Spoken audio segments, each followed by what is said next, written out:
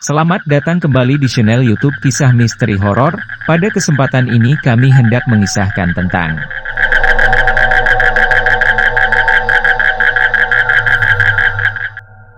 berbagi pengalaman di tempat ritual mistis pesugihan dan pengasihan bagian 2. Seperti biasa, sebelum pemirsa channel YouTube Kisah Misteri Horor menyimak kisah ini, silahkan siapkan cemilan dan dalam keadaan santai. Kalau sudah semua, mari kita mulai mendengarkan kisah ini. Selama di lapangan, saya juga memikirkan bagaimana implikasi proses ritual ini. Apakah ada kaitannya antara krisis moneter yang terjadi di Indonesia dengan kegiatan ini? Sejauh mana komersialisasi berpengaruh pada proses ritual dan apa saja dampaknya? Apakah kegiatan ini memerlukan legitimisasi dan jika demikian, apa saja syarat yang dipergunakan untuk legitimisasi itu? Terkait dengan periklanan, apa saja yang boleh ditampilkan oleh pelaksana dalam beriklan? Ini sangat penting karena saya juga berpikir, keadaan ritual ini di masa yang akan datang. Pengalaman di Makam Wali Songo, Masjid Ampel Surabaya. Makam Wali Songo tersebar di berbagai wilayah di Pulau Jawa. Wali Songo adalah 9 orang wali atau sunan, orang-orang yang pertama menyebarkan agama Islam di tanah Jawa. Mereka seringkali disebut bukan nama aslinya, tetapi berdasarkan pada tempat di mana ia menyebarkan agama Islam atau sesuai dengan panggilan namanya. Kesembilan orang itu sesuai dengan tempat menyebarkan Islam adalah Sunan Gresik, Sunan Ampel, Sunan Giri, Sunan Bonang, Sunan Kalijaga, Sunan Kudus, Sunan Derajat, Sunan Muria dan Sunan Gunung Jati. Wali Songo dalam bahasa Indonesia disebut juga 9 sunan. Mereka hidup pada abad ke-16 dan selama hidupnya berusaha memasyarakatkan agama Islam. Misi utama mereka adalah menyebarkan agama Islam atau dikenal dakwah Islam.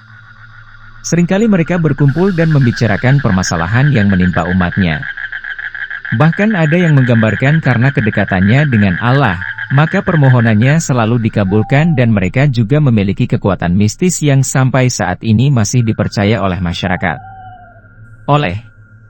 Karena itu, maka mereka tidak pernah sepi dari peziarah.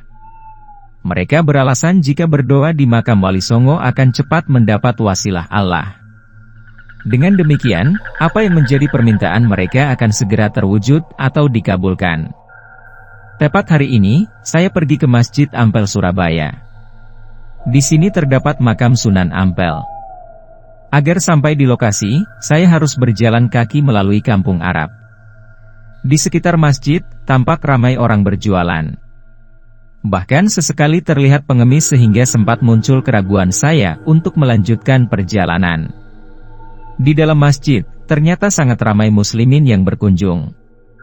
Seperti biasa, di lokasi yang asing, saya selalu menjadi pusat perhatian, tetapi saya mencoba tidak mempedulikannya dan tetap meneruskan perjalanan sampai ke makam Sunan Ampel. Apalagi saat ini saya harus memakai kerudung, sehingga perasaan asing saat bergaul dengan mereka semakin terasa. Ketika saya memasuki pemakaman, di antara sekelompok orang yang terlihat, ada beberapa seperti tour group.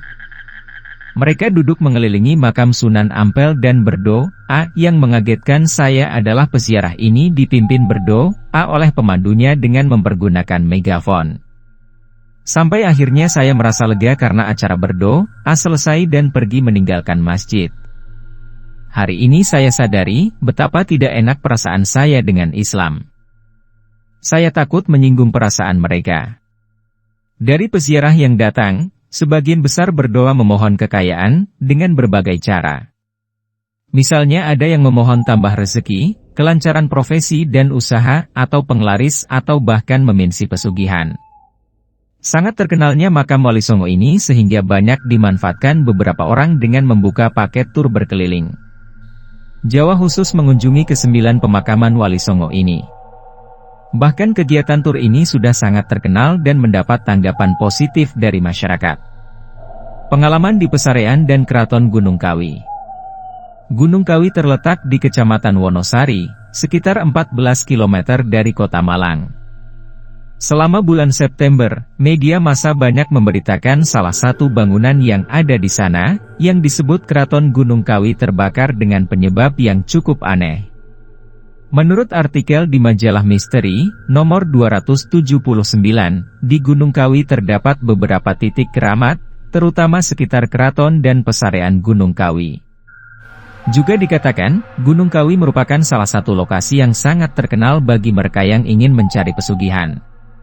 Gunung Kawi adalah tempat yang paling sering dikunjungi oleh orang-orang yang ingin menjadi kaya raya. Bahkan beberapa konglomerat besar di Indonesia seperti pemilik gudang garam dan Sampurna, Liem Siliong, sesuai informasi pernah juga datang ke sana dan termasuk pengunjung reguler. Oleh karena itu, saya sangat tertarik untuk mengunjunginya, melihat dari dekat apa saja yang dilakukan pengunjung di sana. Hari ini saya naik angkot ke Gunung Kawi sendirian. Selama dalam perjalanan, saya berbicara dengan beberapa penumpang lain tentang kondisi Gunung Kawi. Saya diperingatkan beberapa kali oleh mereka agar bersikap hati-hati. Hati-hati di sana, dan jangan malam-malam yal, maksudnya kalau pulang nanti. Dengan banyaknya ungkapan itu, membuat saya semakin berpikir, bagaimana sebenarnya Gunung Kawi itu, sehingga banyak sekali orang yang mengingatkan saya. Tetapi saya berusaha menolak ketika ada seorang lelaki tua yang menawarkan bantuan untuk menolong saya. Ketika turun dari angkot, saya langsung diperkenalkan dengan pemandu yang kelihatan cukup licik. Pemandu ini mengantar saya ke pesarean Gunung Kawi. Ternyata saat itu, pesarean tutup sehingga saya hanya bisa memandang daerah sekitarnya. Pesarean itu tampak sepi dan saya merasa sama sekali tidak seram seperti yang banyak diceritakan orang. Karena pesarean tutup, pemandu mengatakan kami akan naik ke keraton. Sebelum ke keraton, terlebih dahulu saya diantar ke sebuah toko kecil. Di sana saya diajak masuk dan dipersilahkan duduk. Kemudian di dalam toko, pemandu memperlihatkan beberapa barang yang disebut sesaji. Sesaji yang dimaksudkan adakah 2 bungkusan kecil, yang berisi daun dan bunga, satu lagi yang lebih besar berisi makanan. Sementara itu, penjual terus-menerus menjelaskan kepada saya bagaimana cara-cara bersesaji. Intinya adalah saya harus membeli sesaji ini dan mempersembahkannya di keraton, yang berada tepat di puncak gunung sambil mengajukan permohonan. Yang membuat saya kaget ketika saya bertanya, berapa harga sesaji ini? Penjual itu menjawab harganya sesaji adalah Rp350.000. Kemudian saya jawab sambil pergi, tidak terima kasih. Saat itu juga saya baru mengetahui jika pernah ada orang asing atau yang berasal dari luar negeri saat berkunjung ke Gunung Kawi dipaksa membayar Rp6 juta untuk sesaji oleh seorang penjual. Penjual itu akhirnya ditangkap karena melakukan penipuan dan uang korban dikembalikan. Meskipun saya terjebak dalam situasi ini, saya memilih tetap meneruskan perjalanan naik ke keraton, yang dikatakan tempat untuk berdoa dan memohon pesugihan. Perjalanan ke keraton kira-kira memakan waktu 20 menit dari pesarean. Menuju ke sana saya mengendarai ojek melalui hutan yang menurut saya begitu indah. Yang menakutkan adalah di sana sangat sepi dan jalan yang dilalui sangat jelek, bukan jalan aspal masih makadam atau bebatuan. Semakin dekat keraton udaranya terasa semakin dingin dan sepi. Perjalanan berakhir, ditandai dengan adanya pohon-pohon yang sangat tinggi dan sudah tua. Ini merupakan bagian yang paling mistis dari kunjungan saya ke keraton. Di sekitar keraton, terdapat beberapa makam Jawa dan tempat peribadatan Cina. Salah satu bangunan Cina tampak hangus terbakar dan kondisinya hancur. Memang sepi di sini. Berkisah tentang kebakaran keraton, yang menarik adalah pelaku pembakaran, bernama Supeno, mengaku disuruh oleh Ratu Kidul atau Nyi Roro Kidul dari Kerajaan Pantai Selatan. Sementara, Supeno sendiri, menurut beberapa orang, datang ke keraton bertujuan mencari wangsit. Dari wangsit itulah mengharapkan memperoleh nomor jitu untuk taruhan judi togel, toto gelap. Ketika usahanya tidak berhasil, dia memulai menghancurkan tempat peribadatan itu. Secara fakta, penghancuran tidak sama dengan yang digambarkan di media massa, karena saya anggap terlalu berlebihan. Yang tampak hancur hanya satu bagian saja dari beberapa tempat peribadatan, bukan seluruh bangunan keraton. Sedikit kecewa, karena kurangnya informasi dan pengalaman buruk dari kunjungan pertama, akhirnya saya memilih pulang. Akan tetapi, saya berencana kembali ke Pesarean Gunung Kawi pada malam Jumat Legi yang menurut banyak orang dikatakan sangat ramai karena dianggap waktu yang paling tepat bagi mereka yang melakukan ritual mistis. Satu yang saya pahami, antara keraton dan Pesarean Gunung Kawi ternyata terpisah sama sekali, walau sama-sama terletak di Gunung Kawi. Pengalaman di dukun dan paranormal. Wilayah Banyuwangi di Jawa Timur adalah satu tempat yang sangat terkenal dengan perdukunan dan kegiatan paranormal, atau lebih spesifik lagi dukun santet. Di sini saya bertemu dengan dukun yang pandai meramal. Di antara para dukun dan paranormal yang saya temui, ada yang mengakui kekuatan yang mereka miliki merupakan berkah untuk menyampaikan keinginan Allah. Di samping juga ada dukun dan paranormal yang mengaku kekuatannya terkait dengan kebatinan. Saya diberitahu oleh orang yang mempergunakan jasa dukun atau paranormal ini, keinginan yang mereka sampaikan bermacam-macam, termasuk mencari kekayaan. Tepat 14 September 2001, saya berangkat dari Malang menuju Desa Gintangan Kabupaten Banyuwangi untuk menelusurinya. Para pecinta dan para subscriber YouTube Kisah Misteri Horor. Memasuki Desa Gintangan, sangat terasa jika perdukunan merupakan hal yang biasa di sini. Desa Gintangan adalah desa tradisional, penduduknya mayoritas beragama Islam dan salah satu tempat terjadinya tragedi pembantaian dukun santet yang terjadi tahun 1999 lalu. Saat malam tiba, ketika saya bersama salah seorang teman sedang naik mobil, ia menunjuk seorang laki-laki sambil berkata, laki-laki itu salah seorang pembunuh dukun santet. Dia berkata seolah-olah pembunuhan dan pembantaian itu merupakan hal yang biasa.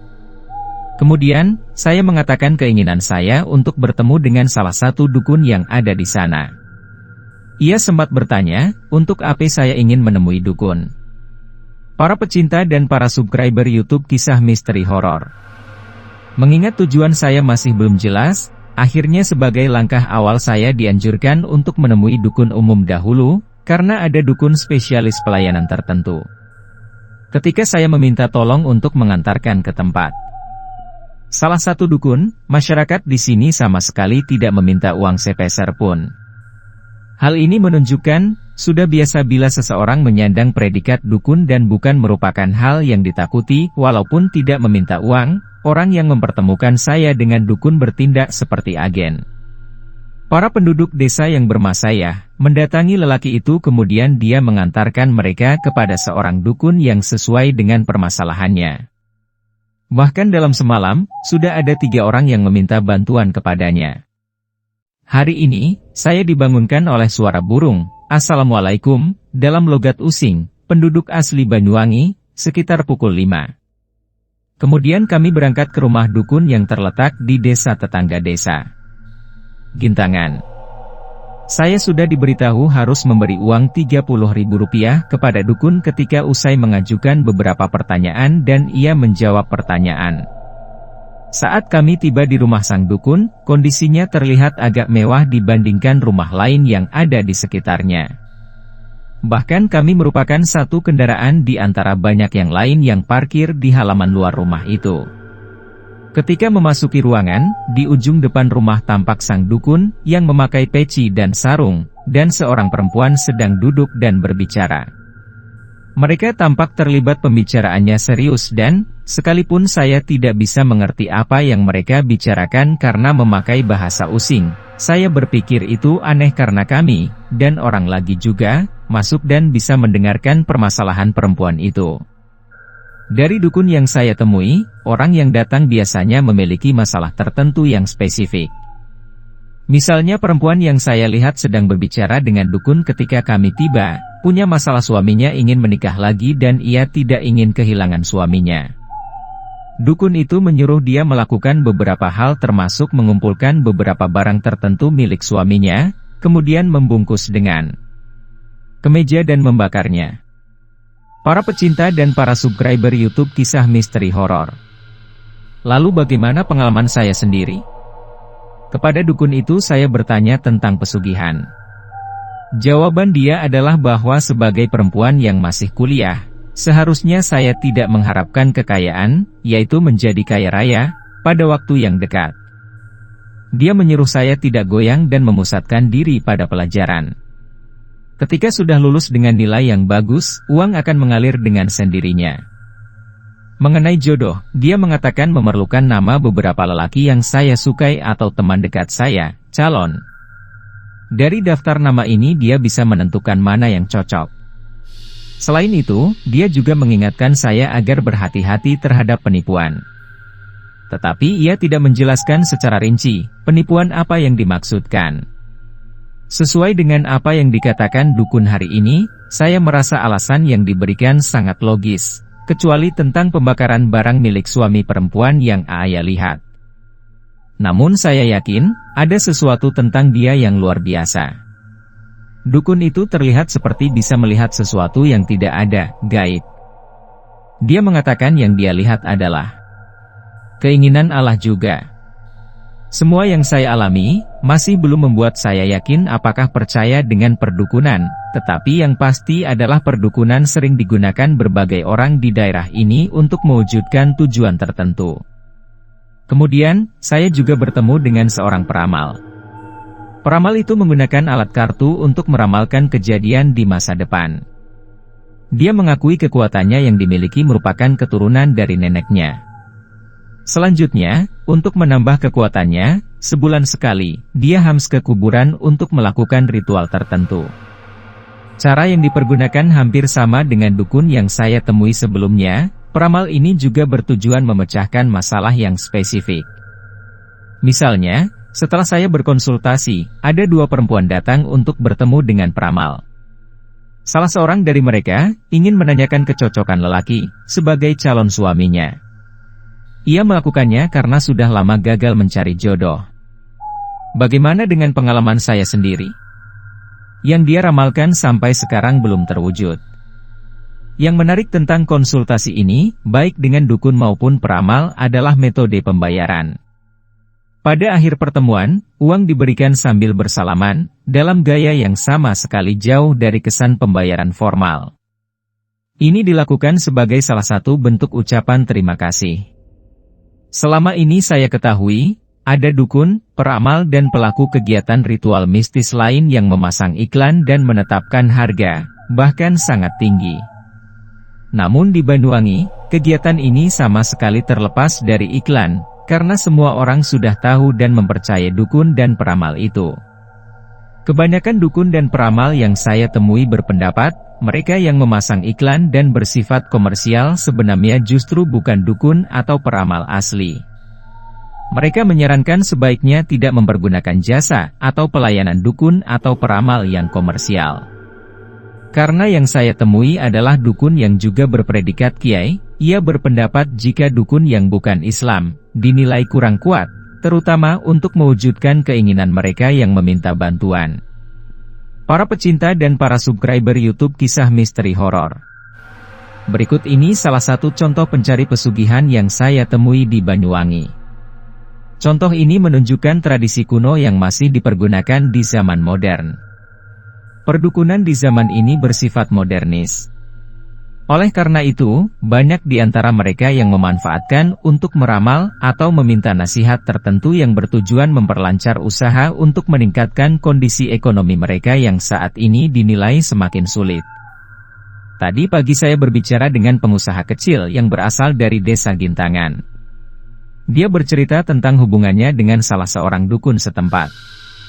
Laki-laki itu menjelaskan, terutama setelah krisis moneter, dia tidak akan mengambil keputusan, terutama yang berkaitan dengan usahanya, tanpa terlebih dahulu berkonsultasi dengan dukunnya. Bahkan jika memang perlu, terutama saat berada di luar Banyuwangi, konsultasi dilakukan melalui handphone. Apalagi saat ini ia sedang mengembangkan usaha traveling bagi wisatawan asing ke Banyuwangi. Hal ini juga dilakukannya sesuai saran sang dukun. Para pecinta dan para subscriber YouTube Kisah Misteri Horor. Pengalaman di ilmu susuk. Ilmu susuk adalah kegiatan yang dilakukan seseorang untuk mencapai tujuan tertentu dengan cara memasukkan benda tertentu dalam tubuhnya. Susuk biasanya berbentuk jarum atau bola yang sangat kecil terbuat dari emas atau perak, dipasang di salah satu atau beberapa anggota tubuh oleh seorang dukun. Cara yang digunakan sesuai ajaran yang dianut oleh sang dukun. Jika seorang dukun yang mempergunakan ajaran Islam, sambil memasukkan susuk pada seseorang, akan membaca doa biar berkah Allah masuk dan mengaliri badan orang yang disusuk. Sedangkan, jika dukun menganut ajaran selain Islam, yang dipakai adalah mantra meminta kekuatan gaib memasuki dan mengaliri badan orang yang disusuk. Tujuannya susuk bermacam-macam tergantung keinginan dan keadaan. Misalnya, menurut seorang dukun dari Banyuwangi, ada banyak wanita tunasusila yang menghendaki dipasang susuk agar bertambah cantik atau penampilannya lebih muda dan menarik. Bahkan, ada juga wanita tunasusila yang disusuk dengan tujuan penglaris atau dalam kata lain, biar usahanya tetap lancar, atau banyak lelaki yang datang. Selain wanita tunasusila, contoh lain adalah salah seorang pemain olahraga yang memasang susuk dengan tujuan menambah keterampilan dan kekuatan. Saya juga diberitahu tujuan lain mereka yang memasang susuk adalah untuk menambah kecantikan, pengasihan, keselamatan, kebaikan atau kebajikan dan penglaris. Para pecinta dan para subscriber YouTube Kisah Misteri Horor. Saat diberi susuk, saya sempat takut terkena infeksi atau mungkin kesurupan, kehilangan kendali emosi, tetapi akhirnya saya menyetujui untuk disusuk. Rumah sang dukun terlihat sangat seram. Hal ini karena sekeliling rumah terdapat kebun atau lebih mirip dengan hutan sehingga lebih cocok dikatakan bersuasana mistis. Sang dukun menjelaskan jika susuk tidak berbahaya. Bahkan yang menjadi pelanggannya, bukan hanya orang sekitar desa tetapi juga pernah ada yang berasal dari Singapura. Kemudian, ia memperlihatkan kepada kami susuk itu yang terbuat dari emas. Sang dukun memperlihatkan kepada kami susuk itu yang terbuat dari emas. Ia menjelaskannya ada yang dijual seharga Rp35.000 dan ada yang lebih, malah mencapai Rp50.000. Dari sorot matanya, saya melihat kemiripan dengan dukun yang saya datangi kemarin. Para pecinta dan para subscriber YouTube Kisah Misteri Horor, tentu penasaran dengan kelanjutan kisah ini bukan? Silahkan ikuti bagian selanjutnya esok hari di waktu dan jam yang sama, dengan cara klik subscribe dan juga loncengnya, agar Anda selalu mendapatkan notifikasi jika channel YouTube ini mengupload video kisah terbaru.